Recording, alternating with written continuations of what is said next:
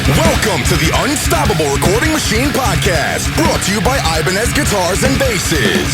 Ibanez strives to make high-quality, cutting-edge musical instruments that any musician can afford and enjoy. Visit Ibanez.com for more info. And now your hosts, Joey Sturgis, Joel Wanasek, and Eyal Levi. Hey everyone, welcome to the Unstoppable Recording Machine Podcast. Now, I want you to just sit back and relax. Close your eyes. Wait, open your eyes. You're going to wreck.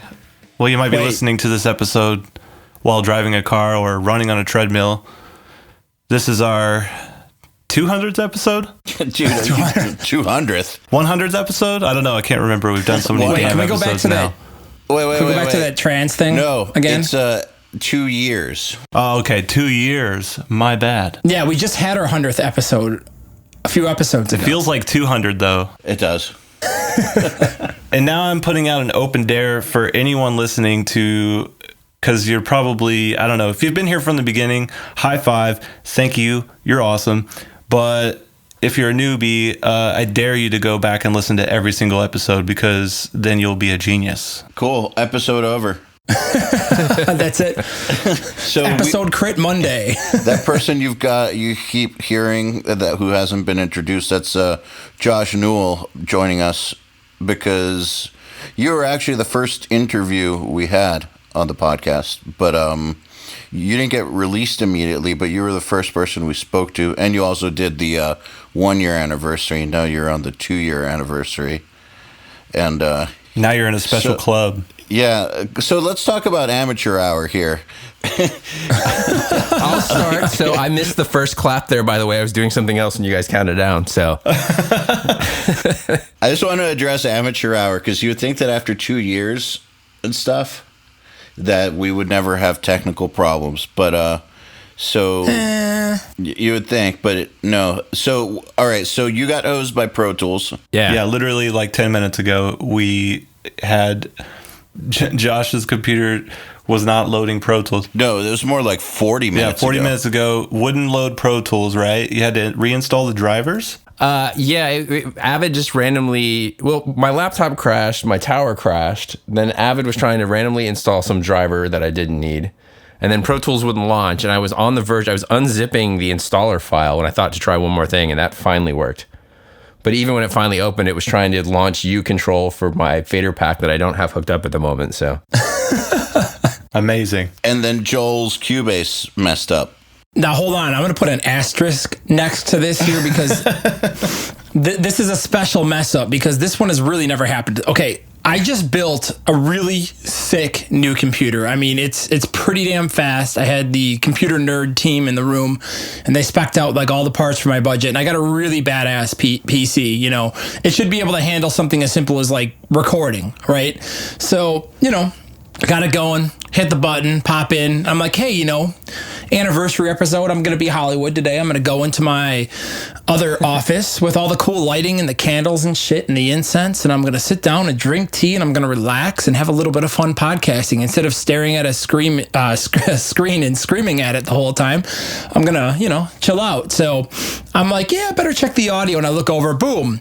It can't handle the amount of tracks that are being recorded, even though I'm only recording one. And I'm like, okay, new supercomputer, can't record one track of audio in a session with maybe like 20 other tracks. Boy, we're in trouble. Or you could be like me and be using GarageBand, and it'll never crash. Yeah, you're like the smartest one here, and you're using the most basic program. Dude, fucking GarageBand. The reason I started using it sometimes was because I'd end up in a hotel room and realize I didn't have my Eyal with me or something. And like, we got a podcast in about 5 minutes. What the hell am I going to do? And then I would just, I'd look at my manhood meter, and I'd watch it decline just a little bit. And I knew that as GarageBand loaded, I knew that my manliness would never be the same. But after a while, I just got used to it, and I learned something, which is that it never crashes when we're doing podcasts. You know, it feels like you've been kind of womanly lately, and I feel like that kind of Dude, just explains it. For about it's been this way for 6 months. Yeah. Coming out. Boy. Yeah. I was kind of concerned about you, but now I figured you guys would be accepting if I let you guys know that I've been doing these on GarageBand. Though I did record one on Pro Tools recently, and it worked fine. I feel like we can all move on now that we got that out of the way. No, I feel like this is a really important emotional topic and thing for you that we need to get through. So if you want to talk about it more, we're here for you, man. Well, wait, let's talk about how many times Pro Tools has crashed on Josh in like the last year. I want to know the number. We have a rule when we do records.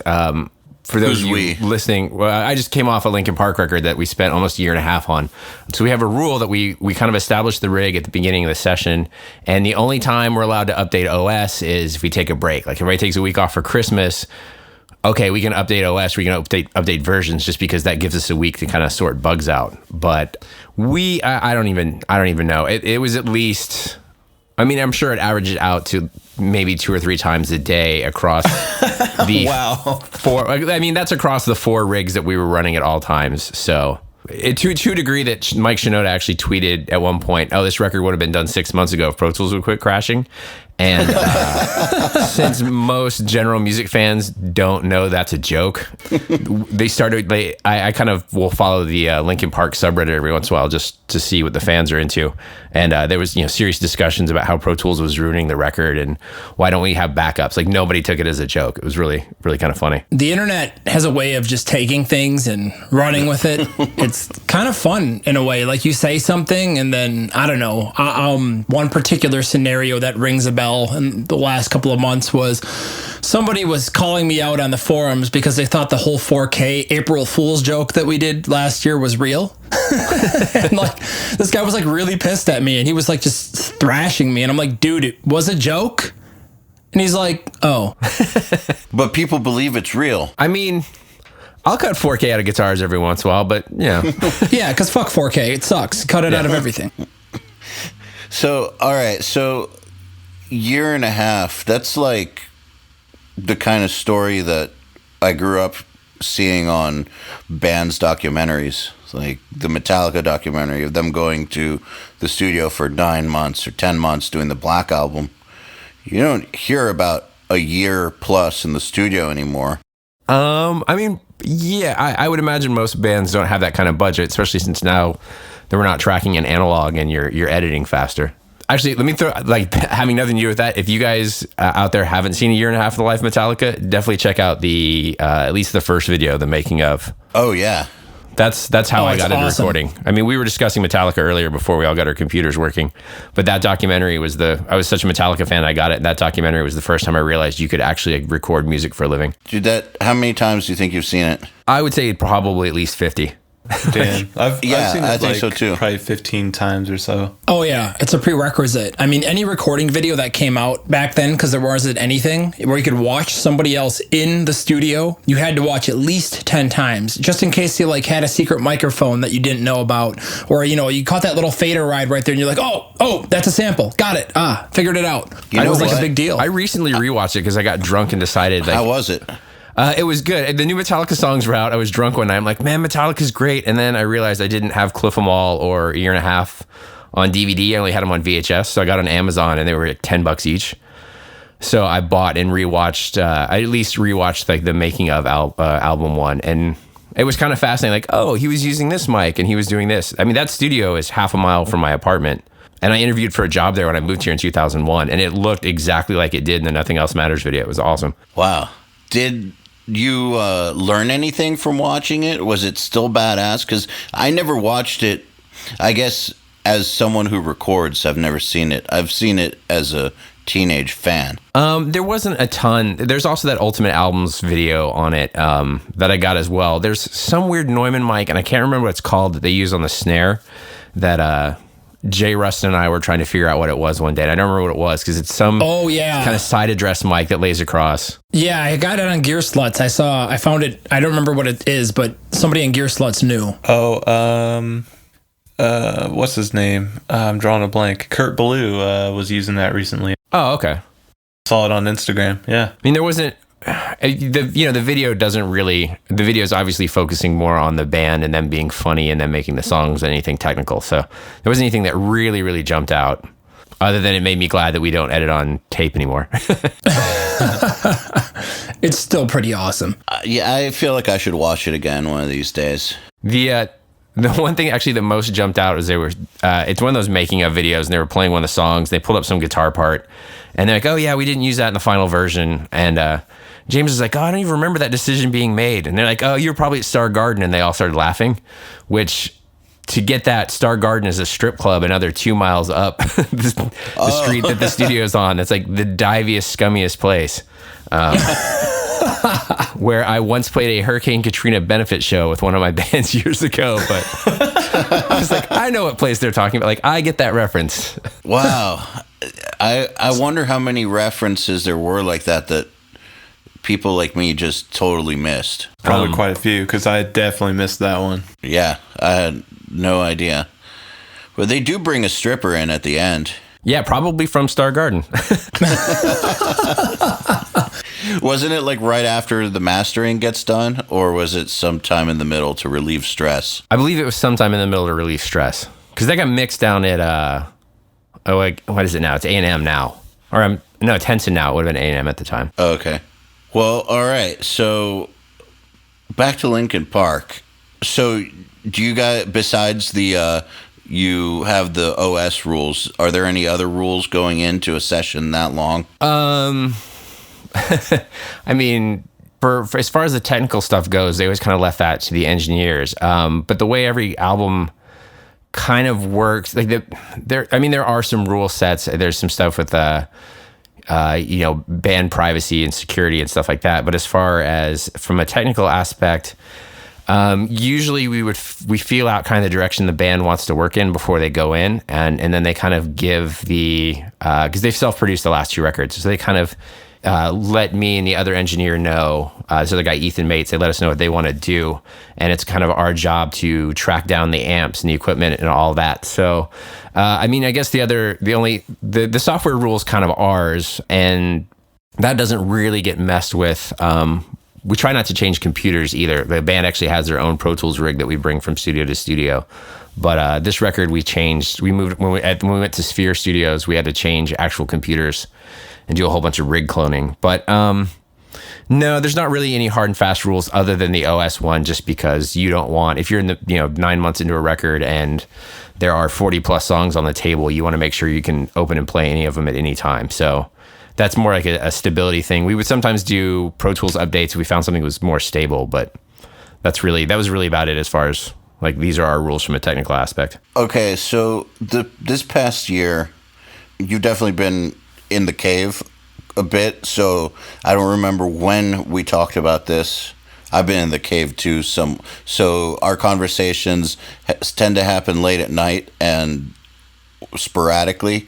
So at some point, I remember Pro Tools was hosing you, and you had to update something, or was that the rig cloning giving you lots of trouble? It may have been a rig cloning and changing OS. I honestly don't remember, because that whole session's such a blur, and the number of times that we did have kind of, DAW crashes, or the amount of editing that goes on the fly, and the amount of virtual instruments that are going on, not even really from from a lack of playing ability, but so those guys, when they're in the studio, it's not like a rock band where everybody's written their parts and they come in and track.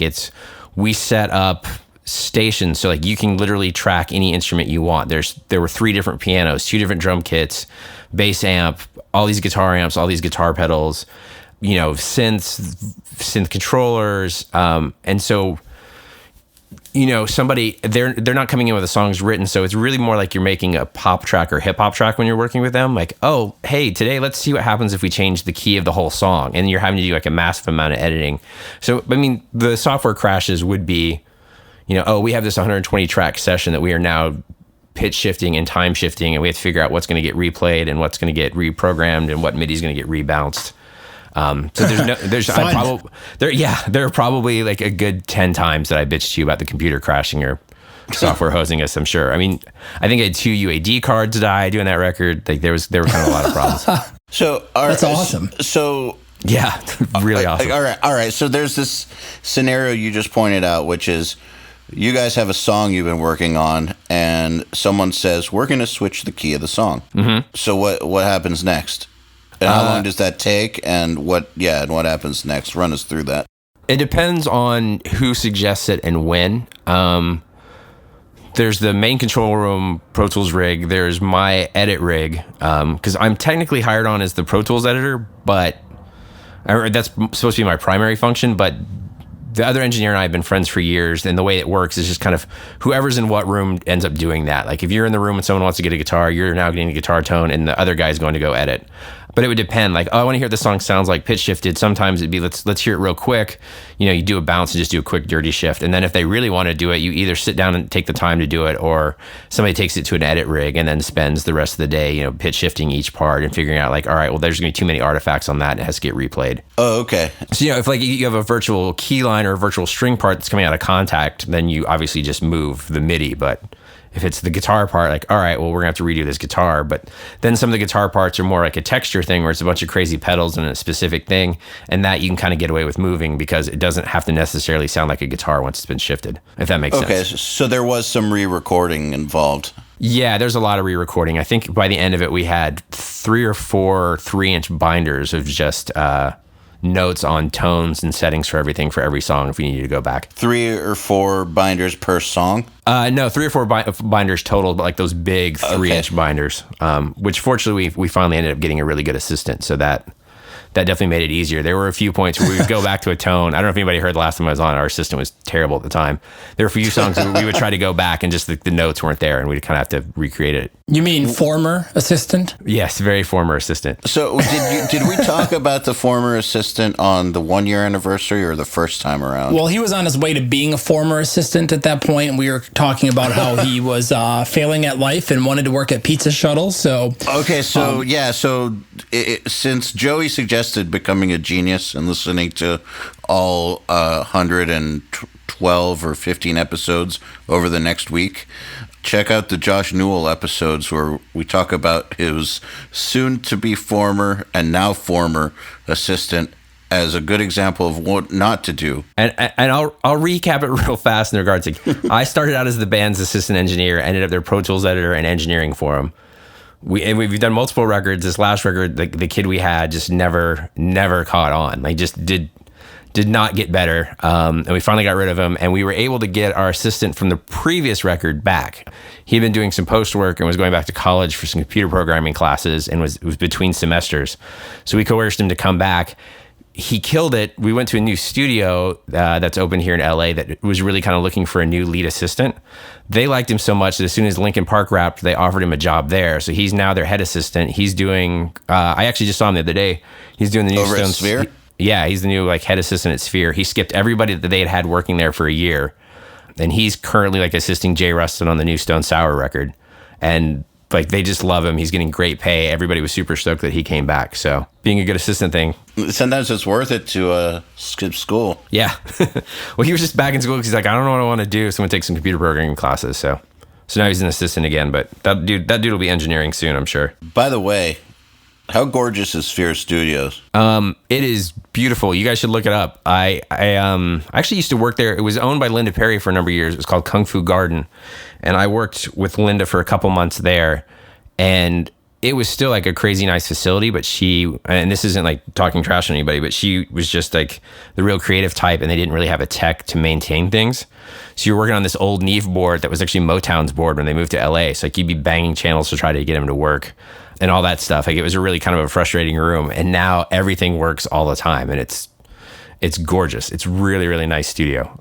Massive live room, giant Neve board. I remember when John Brown from Monuments took me there when we were filming the boot camp, because I guess he stayed with Francesco at times. They're buddies.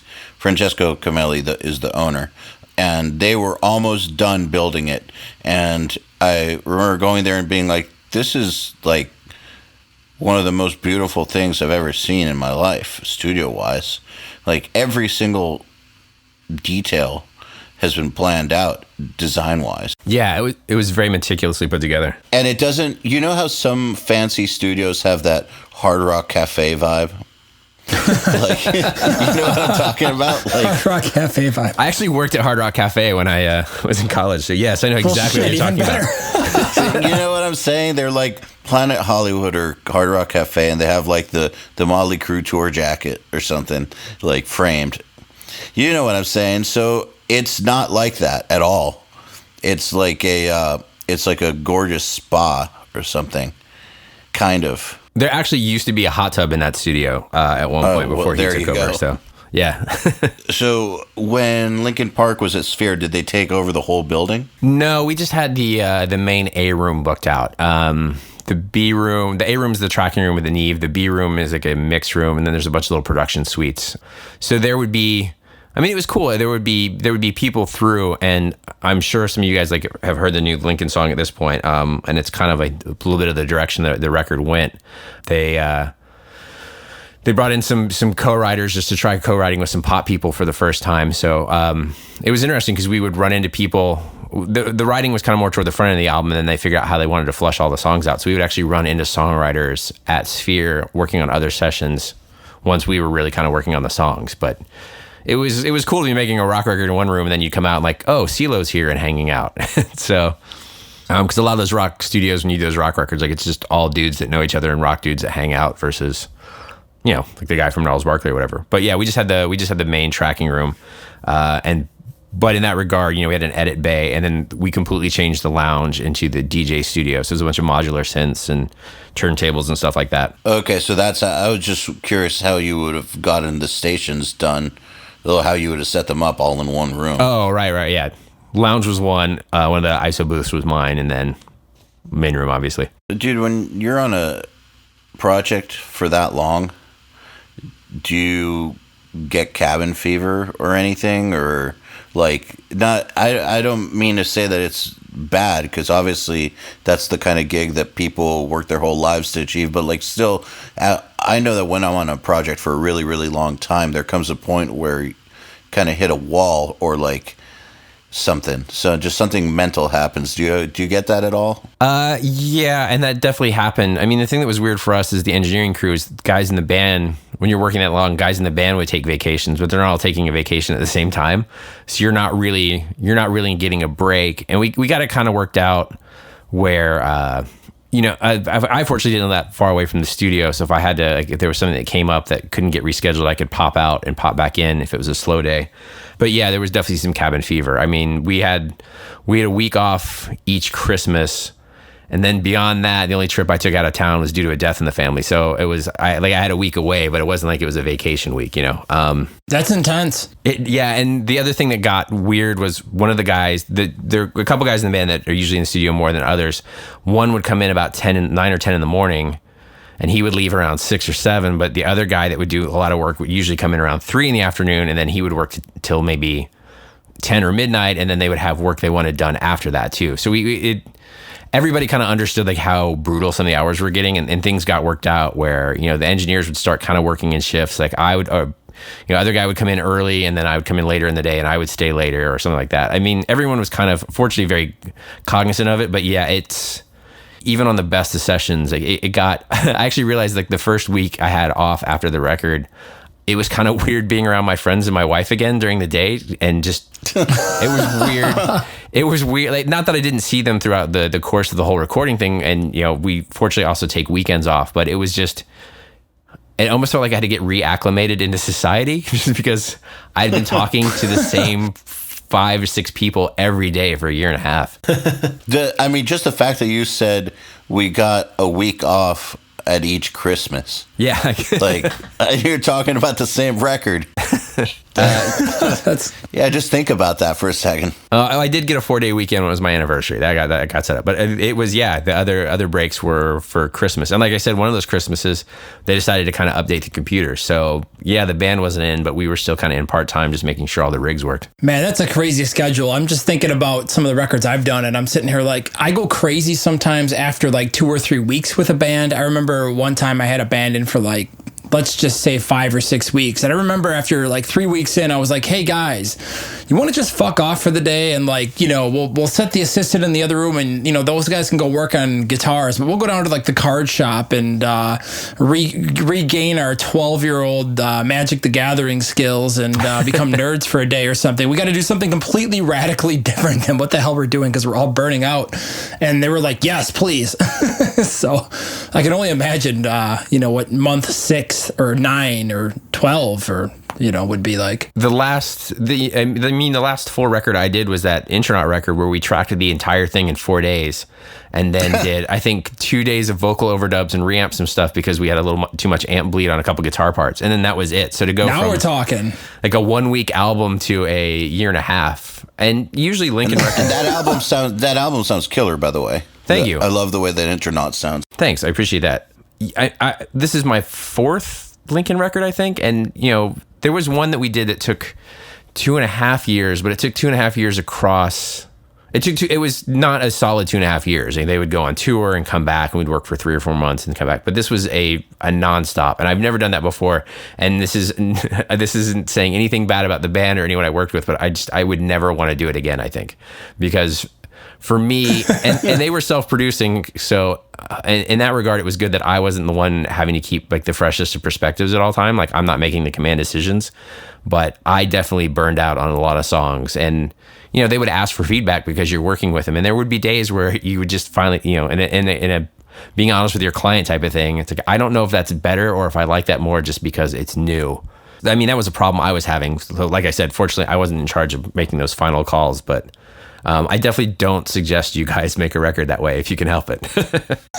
Well, and I guess the fact that they took vacations worked against you because they would get refreshed while you wouldn't. Yeah, I mean, from a working standpoint, that was definitely advantageous for them. But if they hadn't done it, who knows how nutty it would have gotten in there. Like if people weren't taking breaks and there weren't that many different guys in the band coming in, you know, one guy might like, oh, I can't be in the next 3 days this week, and someone else would work. So I guess for them, it keeps it a little fresher because they're kind of coming and going a little more than the rest of us. Mm-hmm. This makes me think about strategy as a producer. So I'm trying to like empathize here and put myself in your shoes and like, okay, let's just say, I mean, I know the band self-produced, but you know, for everybody listening to this, if you're in a situation like this, how can you avoid that happening? So I'm sitting here like, maybe if I was producing a band and it was going to be a scenario where we're going to be in the studio for 6 months, would it make sense to you guys? I mean, for me it does, but if you guys just sat down and say, okay, hey, we're 3 months in, we've been working our asses off, everybody take 2 weeks off and do not listen to the songs, and we'll come back in 2 weeks and we'll see how we feel about it and see where we're at, and maybe we'll get some new creative spark and some fresh ambition or some fresh takes. What do you guys think? So that might actually, like I said, at least in my brain it works, be a cool way to attack something like that, because maybe if you guys are getting that burned out on the songs, maybe you need to get away from them for a month and then just come back into the studio totally fresh and full of ideas. I don't know. I would think that would be my approach. I mean, the record that we spent that 2.5 years on, you know, they'd go out on tour for 2 months and then come back. So then you're coming back with a fresh perspective. And the producer on that one, definitely. the producer on that one was Rick Rubin, and that whole Rick Rubin thing that, you know, some people like and some people don't, where Rick kind of comes in one day a week, gives you a general outline of what he thinks of your record, then comes back the next week. It started to make sense. Like, oh, if you're doing a record for 6 months and you're only having to hear the songs one day a week, and then you can kind of hear what's been done, you get to hear like a grand, because you know, the way we were making these records is they'd pick a song and kind of work on it, or let's work on this one, or let's figure out with this.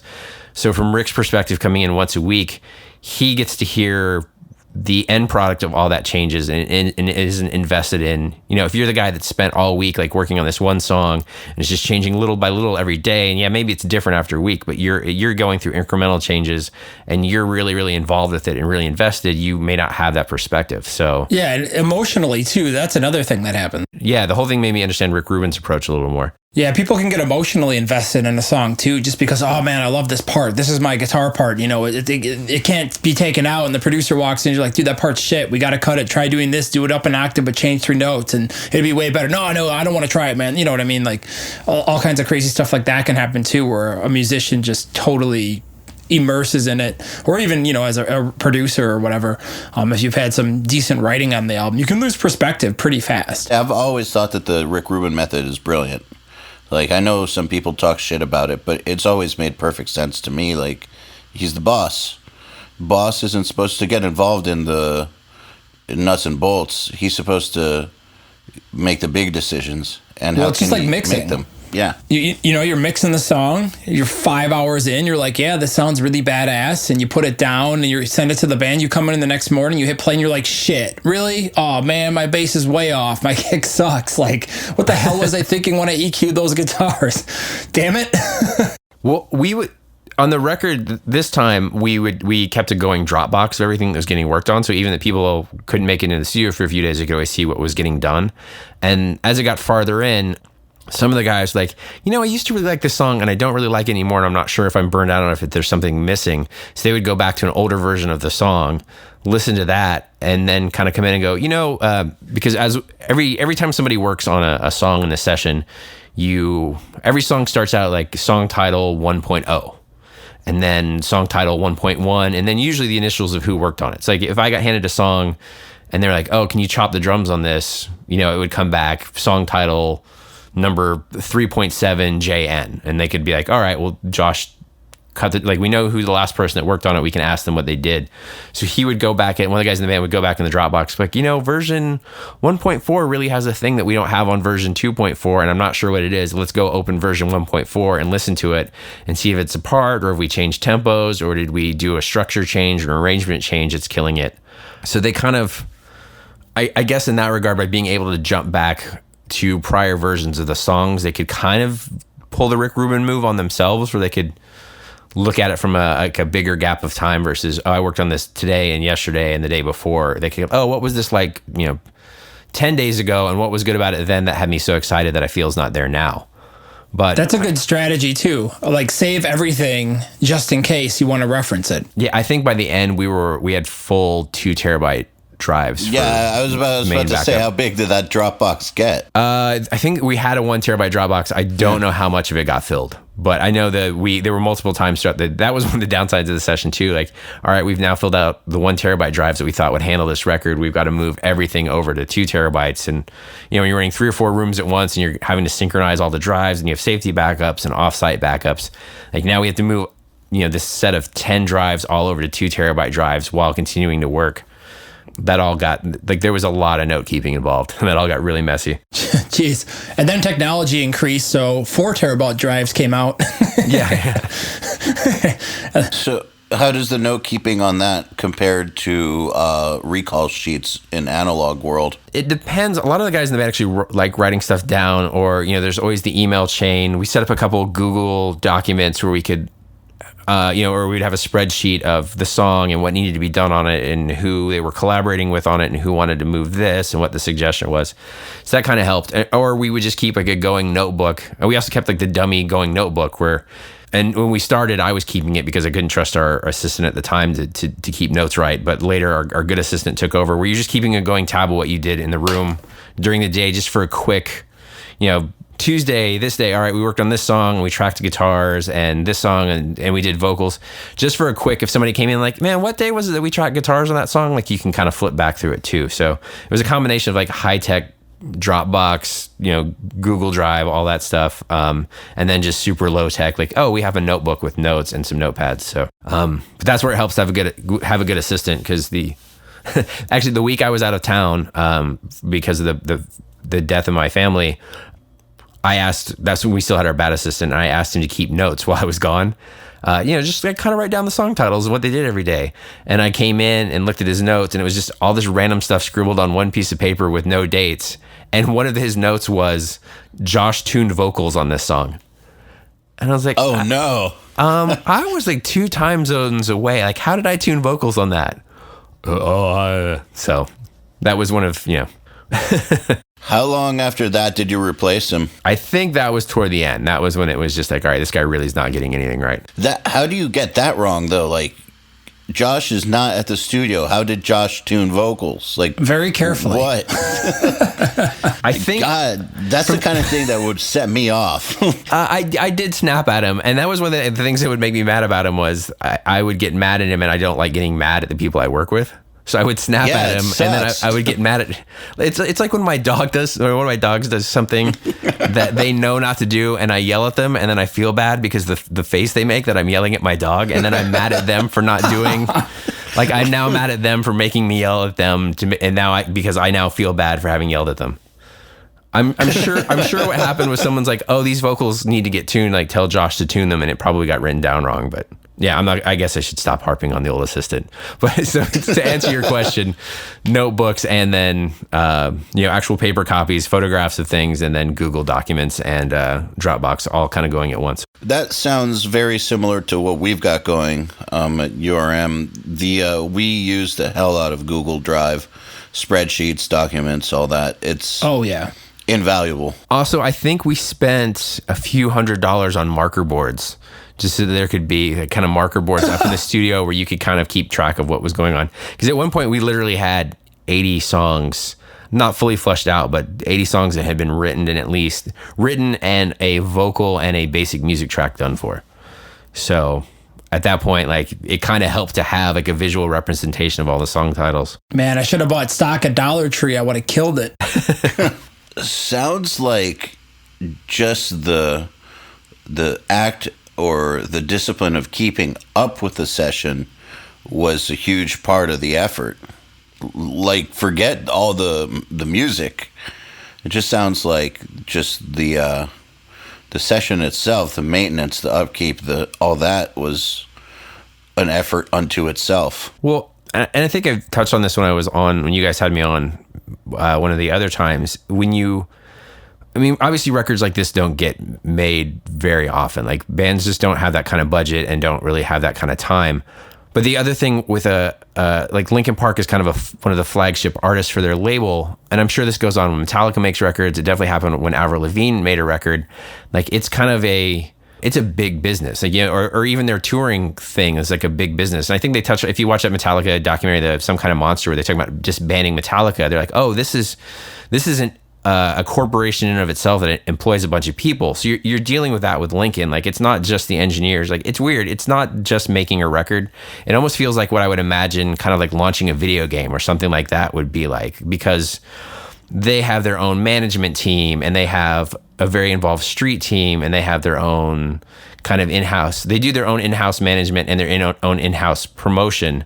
So it's not like the onus completely falls on the engineers to keep up with everything. Like there's personal assistance and management that's involved, but it's definitely not like making a standard rock record where they're like, yeah, we wrote these 15 songs and we're going to come in and we're going to cut these 15 songs and we've blocked out this many days and we're going to do guitars and we'll do drums. Like it's like a small economy. Yeah. It's almost like a small, I really can't think of another way to do, like, it's got to be the way they make films or the way they make video games where multiple people are working on multiple things and you keep bringing them back in and piecing them together. Like, all right, well, we haven't done the CGI on this scene yet, but here's like the placeholder so you can get an idea of what we're doing and we're going to change the scene here. Sounds like running a company. Yeah, which, I went to recording school because I wanted to do music. I actually, I was like, why would I get a music business business was one of the optional minors. And I was like, why would I want to get a business thing? Like, I want to make music. So, and now I end up working with a band that's kind of, its own economy and business. When I got signed, that's what they called the big bands. Like when I was like, when I first got signed, I was like, you think we could tour with Slipknot? And the answer was, Slipknot's big business. Not going to happen. Yeah, it was always that band's big business. You don't have a chance. And it took me a while to understand what big business meant in rock and roll terms until I experienced behind the scenes on Nightwish in Europe and was like, okay, this is what big business means. There's like 50 people at this show working for them whose lives depend on this, and there's like a whole team around the world of like everything you could imagine just working for this band. It's so far beyond just the band. It's basically a company at that point. So Warner Brothers is their label, which is obviously a big label, and Warner Brothers and the studio we were in are in the same town. Like they're the Warner Brothers head offices are, I think, less than 5 miles away from the studio. So you'd have people coming by in that regard. But then like Warner Brothers Europe is coming in because they need to know how the album's going because they have to figure out the marketing plan for Europe. And it's all that stuff's kind of intense. It's weird. You know, K-Rock's in town. Like for those of you that don't know LA radio, which I imagine a lot of you, K-Rock's like the big institutional rock radio station here. Well, K-Rock really helped launch Linkin Park, so K-Rock wants to come in and hear a song. Like it's a weird thing. Like it's a completely different undertaking than probably a lot of, you know, like doing an intronaut record in 4 days where the A&R guy doesn't even show up because he's like, I know what the band sounds like. It's fine. You know, like, Which one do you prefer? if I had my druthers, I would, you know, musically, I would say and the guys know this, like I'm not exactly a Linkin Park fan. I wouldn't change the channel if Linkin Park came on. So, but the guys in the band know, like we've discussed this, like the guys in the band know they're not my taste, as far as like from a purely musical standpoint. But there's something fun about doing a low budget, faster album where you kind of have to make a decision and move on. Like, but I don't know, there's the pros and cons to both. Like the pros of being able to like, not money being no object, but like you're getting to use the nicest gear and you're getting to really like spend all this time. Like we track drums, you know what? I don't like the drum tones. We can re-record drums and we'll have the drum tech come in and he'll bring another 6 kits. Like that's fun. It's awesome. Yeah. Like that's fun in its own regard, just because like who gets to do that, or who gets like, you know, maybe a diesel is what we want. Like, all right, you guys get us a diesel and like, we'll hook that up and just, you know, anything that you want to try to make it sound like that's, there are parts of that are just fantastic, but then there's parts where like, you know, trying to make a record for a year and a half would not be my first call on wanting to do something. I mean, I was in bands and it hit a point. Do you guys know that band In This Moment, like the girl fronted metal band? Yeah. I was the original bass player. Like I was in that band when they first started out and like first started playing shows, and it hit a point where they're like, all right, we're going to start touring now. There's some label interest. And I kind of went, you know what, I'm going to stick at NRG. Like, I really like recording. And part of my decision on that was I liked the idea of, if I record records, I can make 6 to 8 different records in a year and like not get burned out on a project. Whereas if you're in a band, you make the record and then you tour it for 2 years. Like, Eyal, you probably are the better person to like speak to this. So it was more appealing to me to like do more different projects than to stay like kind of with one. So in that regard, like Lincoln's a lot of fun because you get to do all that stuff. On the other side, like I prefer getting to work on multiple things at once. So I guess, like, I don't know. I think maybe I would like the shorter, smaller budget one, but at the same time, it's really nice to have like a full year of a nice big full budget record and to be able to get to play with every toy.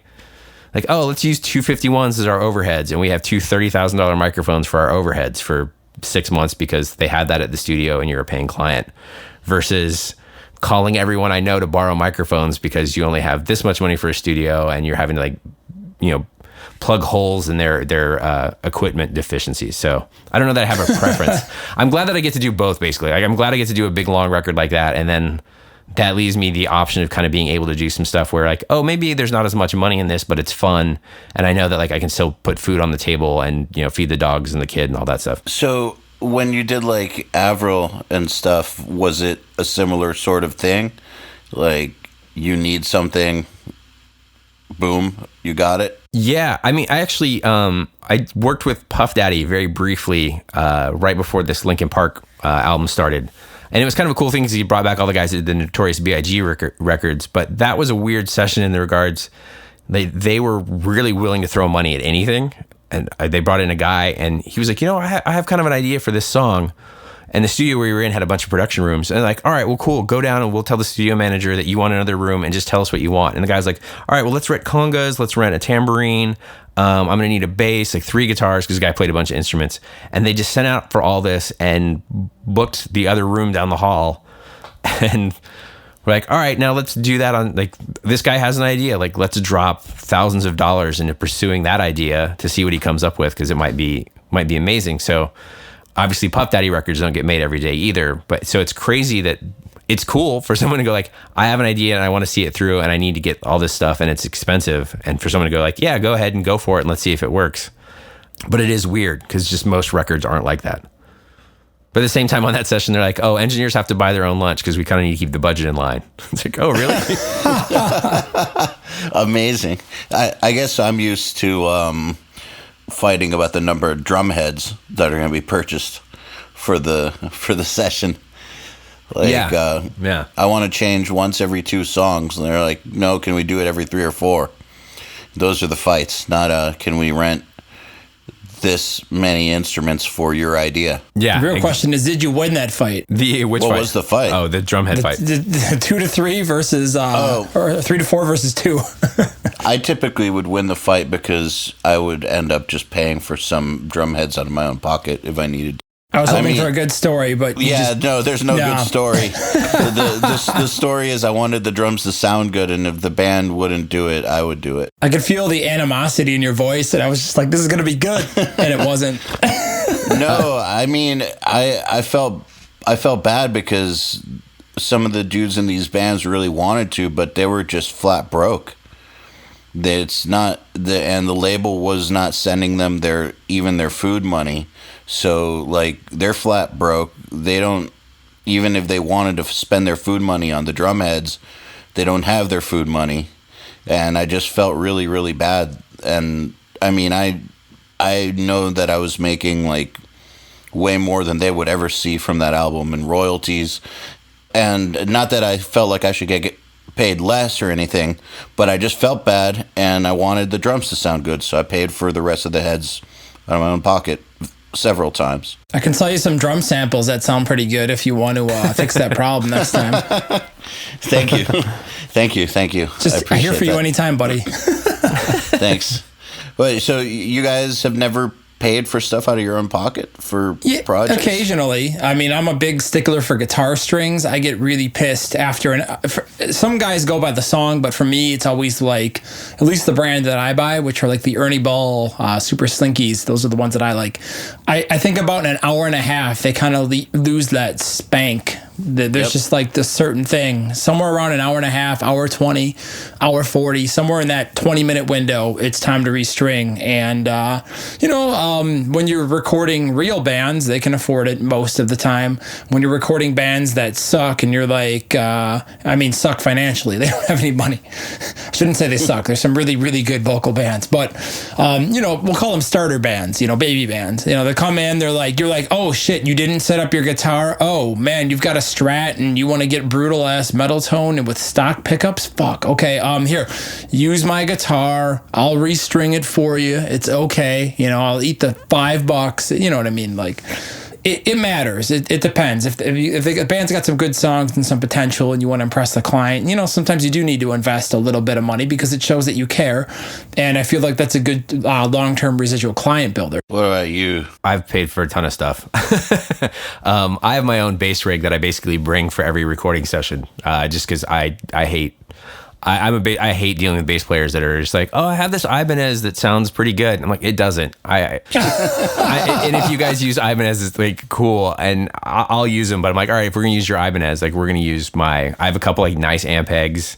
I have like a nice DI. I've got some dark glass pedals. Like, all right, we're gonna legitimately do this. And I've also worked out. I fortunately one of my best friends, a friend of mine from college, who moved out here, is a professional guitar tech now. So I can barter with him when I'm working with a band, and he's cool. Like if he's got time to work on something and it's a band I'm doing, he'll set up a guitar cheap because normally it's not like that much of a hassle for him, which is great for me. And then I got him the gig guitar teching for Linkin Park. I kind of introduced him to those guys.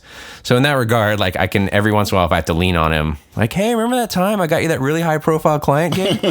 Like fix this guy's guitar for me, okay? And I've got a buddy, like I've got a couple buddies in town that are drum techs that, they also kind of have like their small production studios where they're recording drums for people. And, get that phone call like, well, Pro Tools is doing this thing and I can't figure it out. Or can you come help me move some mics? And it's like, yeah, I can do that. And then I get to lean back on them later when, some drummer shows up with a bunch of, those B8 cymbals or something like that, or it has a terrible snare B8s. drum or. Oh, man. Yeah. So like I've kind of worked out, fortunately I've worked out a barter system, or I'll make my friends pay for guys that, all right, look, you're going to have to pay to get your guitar set up, but you can go to my friend and he'll charge you $30 for a setup instead of paying $60 for your setup or something like that. Two things on that. First off, Josh, you've tainted the whole podcast by saying the word that we don't say, which is B8. Now it's ruined. We haven't done B8s on the podcast in at least a year. Oh man. Second off, I just want to hammer on how important I think it is for anybody producing records to acquire those skills, especially if you're dealing with like a lot of local bands and things like that where they don't have a budget for a really awesome drum tech.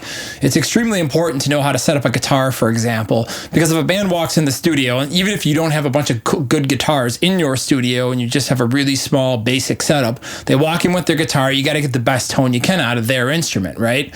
Well, most people don't know how to set up a guitar. It doesn't take that long to learn how to do, but if you can do it, you can be like, hey guys, well, you can go pay the guitar tech $75, or I can do it in 30 minutes. You can pay me to do it just in terms of time. So I always use those skills and things like that as a way to get a better product for the band, because they walk in with some piece of shit beat up like $200 Ibanez or Schecter, and you're like, give me that thing, you know, and in 2 minutes you've got it playing better than they ever have, because you're the first time they've ever set up the action on the guitar correctly, and the guitar's like, oh man, wow, this is crazy. I can actually like do all these things. And you know, and then next you get the guitar set up correctly and the truss in the correct direction and all that stuff, and you know, so the guitar is intonated and you know it sounds good, and you can actually record with it. You know, you don't go to the 8th fret, now it's a quarter step flat.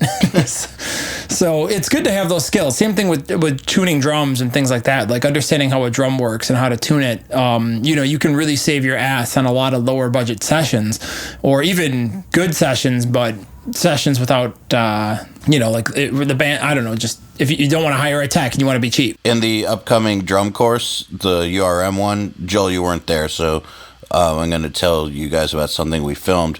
We're working on a drum course right now with Matt Brown, the drum tech that I used. Yeah, he's amazing. We've hired him for Drum Forge. He's one of the best in the world. And with Luke Holland playing drums, and we decided that we wanted to keep it very real. So we have a couple sections that deal with how to make the most out of a shitty drum kit, for instance. And we walked through it. We rented a shitty drum kit, and then we also got another one from one of his like students or something. And we went through the process of taking this bad situation with the drum kit and tweaking everything possible about it. And we got it sounding pretty damn good. Like you can make a lot out of a little if you know what you're doing. Just want to know how that rental phone call went. Like, do you guys have any really shitty drum kits we can rent? The guy was like, I mean, everything we rent here is professional quality. Okay, I need the one that would be like, you know, that you would consider professional quality. I'll take that one. I guess I also get to live in a fortunate situation where Los Angeles being such a music town, like it's really not that hard to find somebody. I can intonate a guitar and a bass. Like I bass being my primary instrument, like that I can do faster. I can get your drums sounding pretty good, but like for me at least, it's worth, especially if it's friends that are willing to help out and kind of know the situation. Like it works for me to be able to like kind of throw them a little business, but I'm also dealing in a situation where like I can easily find those people if need be. But yeah, the B8 thing, which I'm sorry to bring it up again on your podcast. Well, two negatives equal a positive. Your shitty drum kit thing reminded me. I helped a friend. It was kind of a local band thing, and I got him an NRG really cheap. Like NRG was having a lot of downtime, and I was still on staff there at the time, I think. And he's like, yeah, you know, my drummer, like he's pretty good. He's got a DW kit. He's got some Sabian cymbals. I was like, all right. I was like, cool. And he's like, they sound pretty good. I'm like, all right. Well, and said friend's been in bands for a while. It's like, all right, I'm trusting him on this, and got it. He's like, yeah, I think we can get 12 songs in a day. I was like, no, you're not going to do that. Like, you guys need the red book. Flag. Like, if you want to do this quick, like, I'll give it to you for like, we can do 2 days, maybe 3, and then, you know, we'll talk about editing. So his drummer shows up, and like, oh no, it's a PDP kit, which is technically made by DW or whatever their base model is, you know. Like, all right, and then it ended up being B8. So I fortunately was working as a producer. And NRG has a house kit, but it was being used by somebody else, like, and a house kit with cymbals, and like that was all gone. So I call up my one friend that has this really nice Black Beauty clone, and I at least get that in. And then I hit up another friend who's like, okay, you can use my cymbals. If you break any, you have to replace it, which we did. We broke one. But then the kit, like I could not find anybody with a backup kit. So one of my old roommates at the time, and I think he still is, but he was Blink-182's engineer for a long time, specifically Travis. So he's like, oh, I can't bring you one of Travis's kits, but his tech is here today. His tech's a friend of mine. He's like, and he said he'd come by and help out if you guys buy him lunch. I was like, okay, great. So his tech, Daniel, runs that company, Orange County Percussion. Like, that's his company. He techs for Travis. He techs for No Doubt. So he came in and like works his magic on this PDP kit. And he comes in like, man, it's sounding really great. And he's like, yeah, but I don't know what to tell you. He's like, that kit is so poorly made.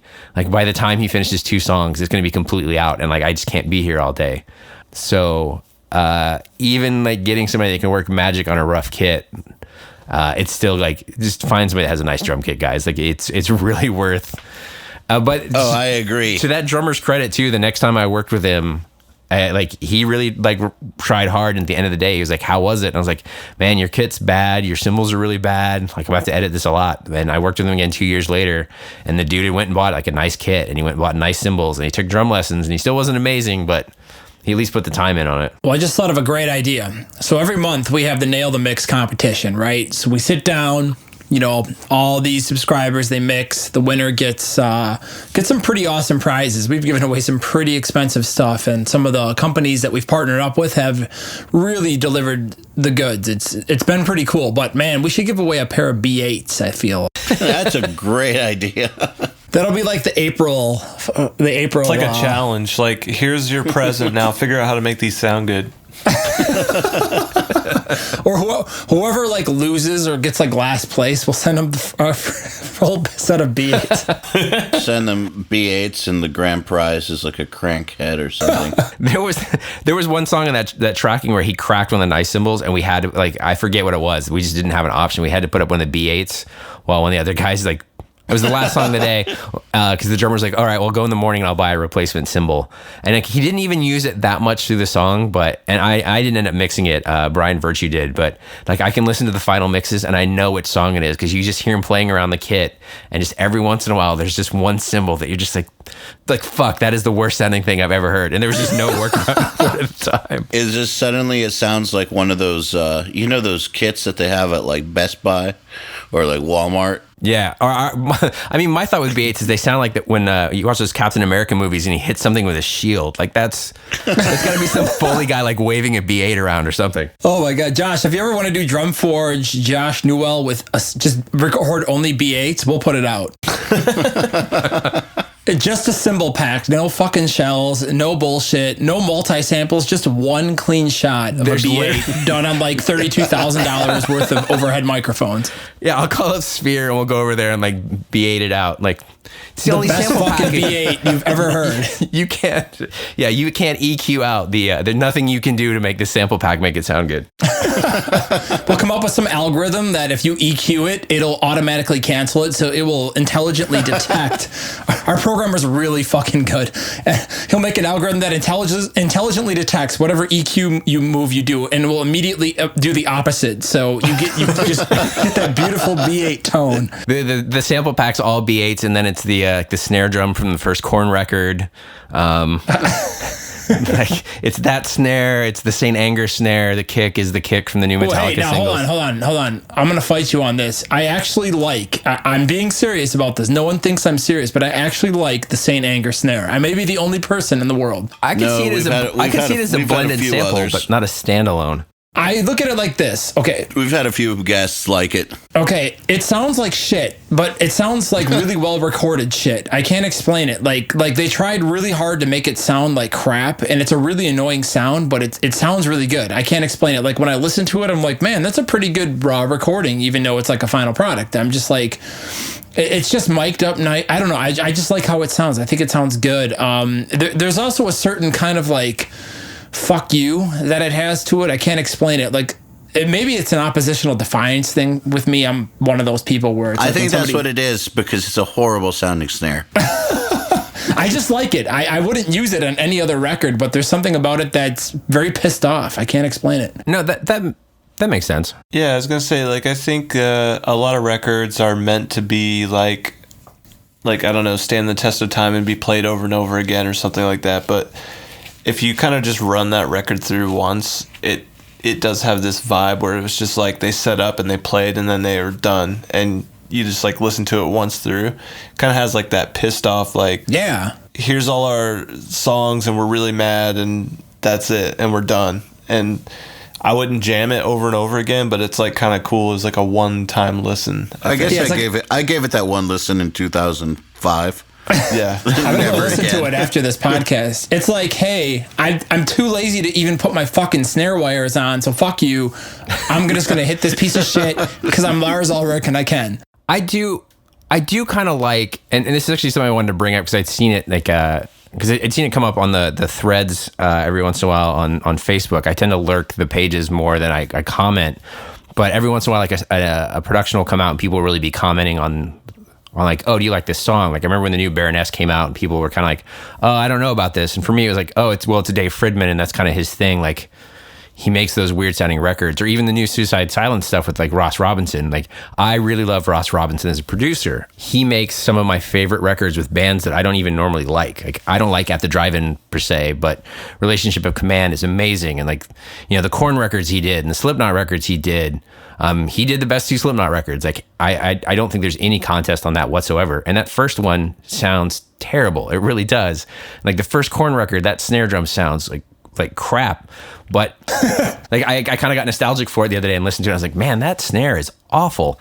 But Yeah. but it's so good. Yeah, like, but it works. Like that first Korn record, and this is kind of what I like in productions. And it's kind of those things like I really like when a production's done to the taste of an album. Like you can tell someone's really kind of going for it. So that first Korn record sounds like I don't know if you guys have been to Bakersfield, but it sounds like a band from Bakersfield. Oh yes, it does. It totally does. It captures the desolate just life destruction that is Bakersfield. I'm from a tiny town in Tennessee, and then when we were doing the band thing, you play Bakersfield because it's like 100 miles away from LA, and people were like, "Oh man, Bakersfield's pretty redneck and it's a little desolate."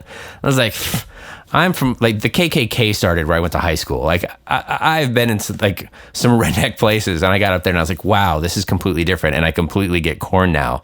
So even like that Ross Suicide Silence record, the new one, like they're obviously like one, it sounds like a Ross record, but like they're really going for a vibe on it. That's, I mean, would I ever put that record up and be like, these are the, or that Korn record or some of that other stuff? Like, I would never put that record on and be like, this is the tone I want. But like, they did a really great job of capturing the anger in that. And that's why I think that's why people still like discover. I didn't discover Minor Threat until my late 20s, and I was already making records. And like Minor Threat's first demo tape is just a bunch of 19-year-old kids in some room, and it sounds like it's about to go off the rails, and the tones suck, but like they captured that vibe. Well, here's what's going to happen. All right, I'm going to call this, and it may come true and it may not, but many years ago, I guess it's 2 now, when we started this podcast, we said it was cool to listen to Nickelback, and it was okay for metal kids, and it took a while for it to settle in. And then Nickelback came out with that new single recently, and it was pretty heavy, and everybody was like, oh yeah, all the metal kids are like, yeah, this new Nickelback is really sweet. Like there was this random like metalhead acceptance of Nickelback, and I was just like, all right, I'm gonna give us a soft pat on the back. No, I'm just kidding, but it was I say that more for Yeah, humor. dude, it's all you. I said us, not me. I said us. It was a team effort. No, I remember this early on having some group Nickelback discussion. Yeah. Yeah, like we've said it many times that like Nickelback is fucking sick. We all like it on the podcast, but everybody's like, I'm a no, little pissed about the new mix, but yeah, whatever. maybe they'll recover on the album. It doesn't matter. Nickelback is still awesome. So we said it was cool. So now what's going to happen is people are going to start coming back like, man, I was listening to Saint Anger. That snare's pretty fucking good. You know what? We have had a couple other dudes on the podcast who have defended the Saint Anger snare. All right, it's a trend. So when you guys hear this, just go immediately hit social media, be like, you know what, that Saint Anger snare is pretty cool. And just like tag us. Well, and we'll make it a thing. And I think other people have made this argument. There's that Doc Coyle wrote an article about Pantera ruining metal recording, and his argument was like, on paper, or not even on paper, like Dimebag Darrell's guitar tone was like those awful boss pedals to like a solid state, and like it kind of sucked, but Pantera was so awesome and it worked for their sound that like, and you kind of listen to it again, like, maybe the Pantera guitar tone isn't the greatest thing, and the kick drum sound is maybe a little weird, but like it kind of worked for that band. Like, I don't know, like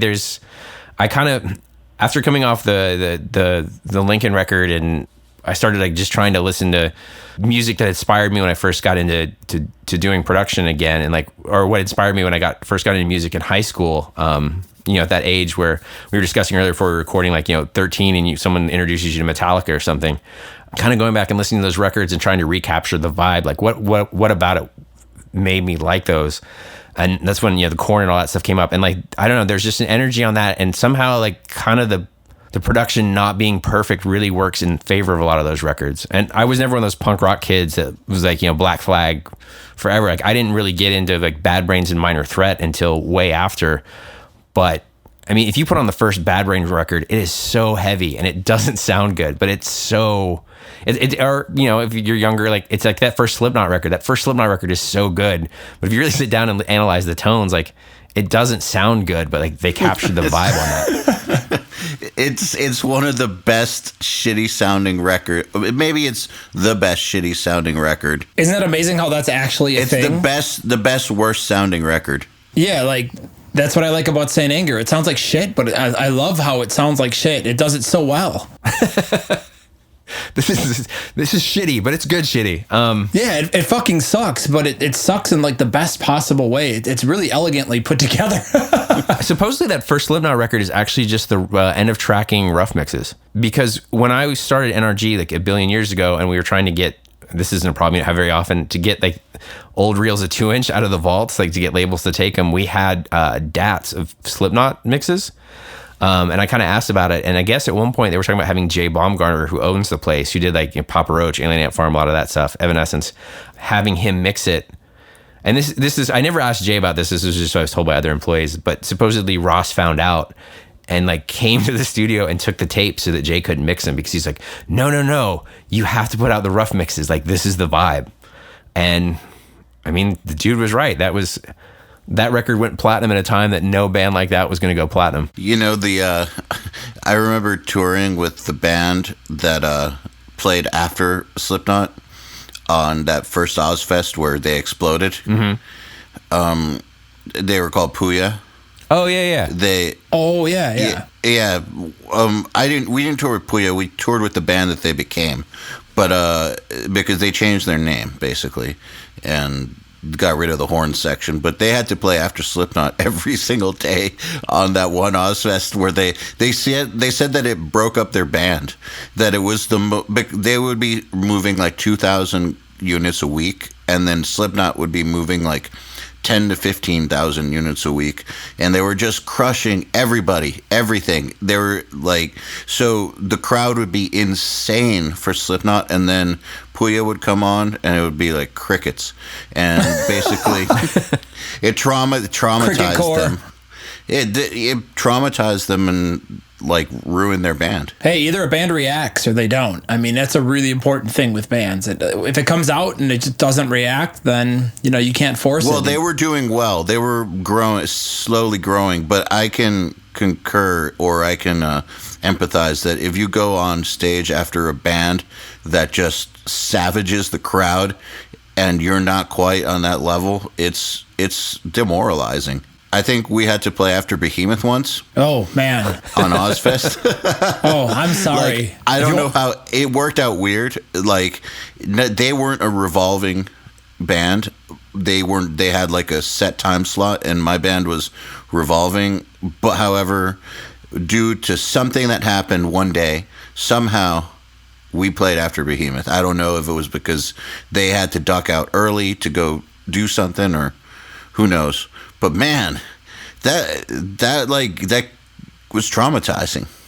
Do you want me to wipe the tears off your shirt? I didn't enjoy it. So I can imagine playing after Slipknot back then. Ouch. Damn. Life ruiner. We're all kind of speechless after that conversation. Well, think about it. Yeah. Now that you've thought about it, what's it like being a dad, Josh? So far so good. I just finished up. It all ended up timing out really well with me having some time off of work. But I took on this mix project my like right after Linkin ended, I took on a mix project that Jay Rustin passed me, this band called Night Demon for Century Media, which was a really cool thing to do because they kind of have this Judas Priest, Iron Maiden vibe. Like it's kind of an 80s throwback, but not a glammy thing. So it's like, cool, I'm mixing that and the whole 9 yards. Like, all right, I'm going to get this done before I have the kid. And then my kid ended up showing up a week early, which was fine. And due to like some medical issues, he had to be cesarean. So when they do that, you're in the hospital. So like, you're getting all these congratulatory messages. So the guys in Night Demon hit me up like, hey man, congratulations. And I kind of let them know like, hey, I have a kid coming. Like, I don't think it's going to mess things up, but just as a heads up. So I kind of let them know like, hey, the kid just had the kid. It's going to be a few days. I know we have like 3 songs to finish. And I got this message back like, yeah, congratulations. And this was saying like a Tuesday. You turned the bass up. Yeah. Say this is on a Tuesday. I'll kill them for you. It's on a Tuesday. Like, oh yeah, we didn't tell you. By the way, the record's actually due on Monday. So no, you just had a kid, but like we really need to have it turned in by Monday for mastering. So my first 3 nights at home with a kid were spent like with a sleeping baby on my lap, like trying to mix this metal record in headphones, which fortunately at that point, were the last 3 songs. I kind of had a template down for my mixes, but Dude, how are you still married after that? the fact that I got to do that, well, one, my sister-in-law came in to help, so that was good.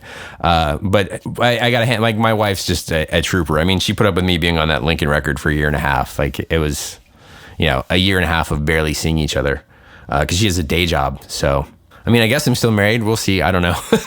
Yeah, damn. I'm thinking like I would be fucking dead. I mean, I guess this happened 3 times, but when that kid comes, mine was like, yo, you take a week off. I don't care what day it comes. You're off from that week and I need your help. And I'm like, okay. Which I wasn't given I told her, I'm like, when this kid comes, like, I'm putting the hammer down on myself. Like, this is stopping. And I was helping another band with some mixes that were trickling in. I was like, all right, this has to cut off. But that one happened, and like it was already it was already set up to be paid. I was a referral, like it was a thing for Century Media, and it was also like with Awesome As It Is doing a Linkin record for a year and a half. That means for a year and a half, I really only have one project with my name coming out on it. So part of why I took this other project was like, all right, I can mix that quickly because it was a really basic recording. It's a 3-piece band. It's literally just 2 guitar tracks. I mean, there weren't even rhythm tracks under the solos. Like they wanted it to sound like they were just a band cutting it. So it was getting done fast, but I think the reason I got away with it was due to the fact that those 3 songs were already kind of set up. There was a template in, so I was just, it sucked. That was those first 3 days of like get up at whatever time in the morning, spend all day, and then like, all right, everyone's going to bed at 11. I'm going to start mixing now in headphones. I'm going to mix till 4 in the morning, and I'm going to sleep 4 hours, and I'll get up and do like the baby thing all day, which only works because that's intense. I have 3 songs to get through. That's only going to take me like 3 days. Dude, you're a maniac. Well, there wasn't really another option on that one. So, and in knowing that there was an endpoint in mind made it easier. But I should add the footnote on Saturday. I think it was Saturday night or Sunday morning. The singer emailed me because I had sent everything and everything had been approved. I'm like, great, so we're all set. Like, got it done in time. Like, going to be free on Monday. And I guess part of why I got away with it too was the kid did show up early. Like it was kind of known that like, all right, I'm going to be wrapping this up just in time. But I think it was Saturday night. The singer was like, hey, what about this song? I was like, well, what song is that? I don't know what you're talking about. And it ended up, they completely forgot to send me a song for an album that had to get mastered on Monday. So I pulled one night where I think I did like a solid 8 hours, like did all my samples, prepped it, mixed it, sent it out. Unfortunately, that one came back with, this sounds great. We're not going to do anything to it. So, but can you turn up the bass 3 dB and the snare? I don't like it. Can you try a different sound? Yeah, exactly. It just makes me think of like when I got hospitalized once with swine flu, and I went on Facebook to try to find like my manager because I was on tour at the time, and some like people started blowing up my Facebook, and I don't know why I answered, but I did. And they're like, when are you going to play this town? And I was like, hey, I'm in the hospital. I'll answer you later. And they're like, okay, cool. But so on this song, when you did blah, blah, blah, blah, blah, it's like, I just said I'm in the fucking hospital. Fuck you. I'm about to die, but if you really must know, fuck you. There were a few of those. I ended up blocking them because I got so mad. It's like, you can unblock them now. Yeah, I'll unblock them now. But Josh, thank you for coming on. Yeah, it's been awesome having you. Yeah, that was a lot of fun. Yeah, you're always welcome, and we should Well, this will be released in March, so people already know what's going on. You should come hang out. We're going to actually be doing the Meshuggah mix at NRG for Nail the Mix. Tui Madsen, we're flying him over from Denmark, and so you should come hang out. Oh, I'm Dude, how going to be awesome. there. I have concert tickets for that night, but like everything else that I had planned for the day, I've already canceled on my friends. Well, it's going to be at 10 a.m. or something. Oh, perfect. Can I just say how sick it is that we have Meshuggah and Nail the Mix? Yeah. Yeah, no, I'm pretty excited about it. I mean, when Eyal kind of messaged like, "Hey, can you put us introduce us to some studio owners in LA that we might be able to do this, and it's Meshuggah, but you can't tell them it's Meshuggah yet." I was like, like that's like I think even Joel, I think I remember seeing you post like, "Oh, we have something coming up, it's gonna blow people's minds," and Eyal told me it was Meshuggah. Like I'm really excited on this one. I mean, I played in like a weird time signature metal band back in college, and we were all about Meshuggah. So we had a lot of fun doing the commercial for that. This will be out by the time, so I guess I can say it and not get in trouble. But we were trying to get the damn. I have this thing in there where I dropped the mic, and I couldn't get it right. And then I finally, in the last, I don't know, I just dropped it and it like smashed the fucking stand with the camera. And my assistant is sitting there, he's shaking his head. He's like, nah. I looked at it and I'm like, oh, dude, we nailed it. We got to keep it. That was perfect. So yeah, because the mic actually shook the camera. Yeah, it looks perfect. You didn't have to create any effect. Yeah, it was perfect. It was like, I'm like, I want it to drop and then like shake the camera, or, it'll be really cool. And I dropped the mic on the fucking camera, like on the hardwood floor. Yeah, so it was worth it. Narrowly missed breaking a camera. Oh, and I hit his foot too. Yeah, part of the mic hit his foot. That's the good part. So he was really pissed. He was like, "Oh no, you got to do that again." I'm like, hold on a second, that one felt good. No, if it causes do you need to drop the mic on your foot harder? Because I could do that. Yeah, let me go add a 40-pound weight to this 58. And I know we're wrapping. That reminds me. I once. When I was assistant at NRG, obviously you guys know what Yamaha sub kicks are, but for some reason the Yamaha sub kicks were kept on top of the mic locker. So we'd finished the session for the evening. I closed the mic locker door and someone had put, I don't know, it was too close to the edge. So the sub kick toppled over. Like when the cabinet door shut, it vibrated the foot, the tripod lost balance. So the thing fell over from like this 8-foot shelf and just nailed my ankle. So it's like, I think this is broken. It's like one of the runners gets a Herman Miller and like roll me out, and I go to the emergency room and got X-rays. Unfortunately, it wasn't broken or anything. It was just bruised. I had to have like one of those walking boots on it.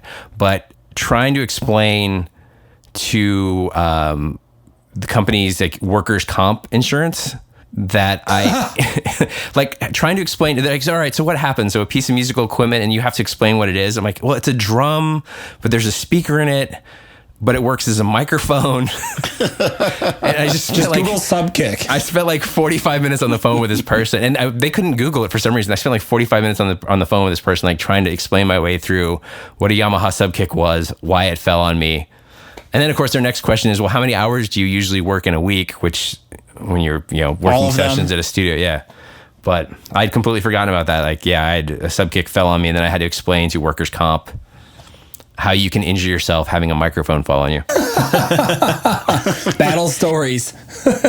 Did they end up understanding what the sub kick was? Somewhat. I basically, like, they kind of came to the resolution. I was like, basically it's a speaker. And they're like, all right, well, that made more sense to them. I was like, just imagine your subwoofer from your home stereo system falling on you off a shelf. Oh, decapitate your phone. That's a good way to put it. Well, thanks, dude. It's been awesome having you on. We'll see you in a month. Yeah, I'm looking forward to it. The Unstoppable Recording Machine Podcast is brought to you by Ibanez Guitars and Basses. Ibanez strives to make high-quality, cutting-edge musical instruments that any musician can afford and enjoy. Visit Ibanez.com for more info. To ask us questions, make suggestions, and interact, visit urm.academy/podcast and subscribe today.